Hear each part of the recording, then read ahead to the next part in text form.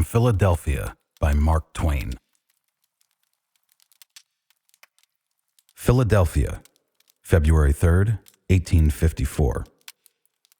The Consolidation Bill, which has kept our citizens in such an excitement so long, has at length passed both houses of the legislature, and when the governor's signature is affixed to it, Southwark, the Northern Liberties, etc., will be among the things that were. This bill brings the various districts, boroughs, etc., and also Philadelphia County under one municipal government. Philadelphia, as consolidated, is now the largest city in the United States. Although New York has much the larger population, Philadelphia has a far greater number of houses and covers a much larger space than New York or any other city in the Union. The police came out yesterday in their uniform. It is very neat and gives them a kind of military appearance. I went, with a few friends, yesterday to the Exchange to see the reception of the two lions, Captains Lowe and Crichton. The reading room, at 12 o'clock, was densely crowded. About 5 minutes past 12, the two heroes made their appearance and were received with 3 times 3 by the assembled populace.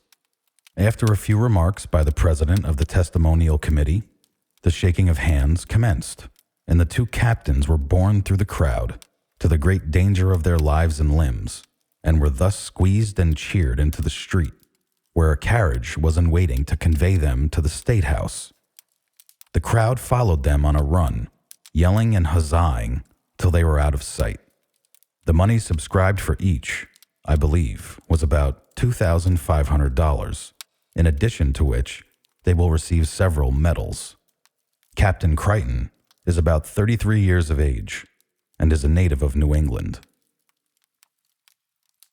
The people here seem very fond of tacking a bit of poetry to the notices of the death of friends published in the Ledger.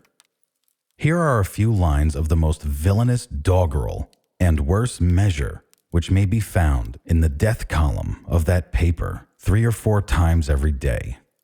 This will serve as a contrast with the pretty gems of your fair correspondents, Nanette and Virginia, etc.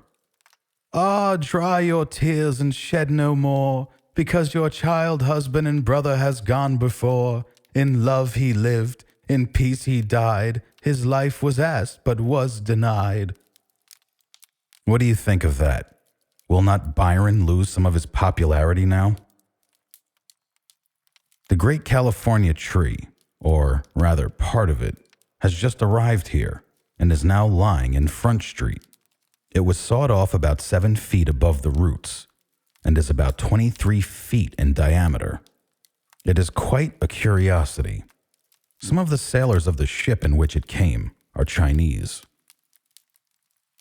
The Sabbath School children of the Methodist churches of Philadelphia have contributed a block of marble for the Washington Monument. It bears an appropriate inscription. The journeyman rope makers of Philadelphia have demanded an advance of 25 cents a day on their wages.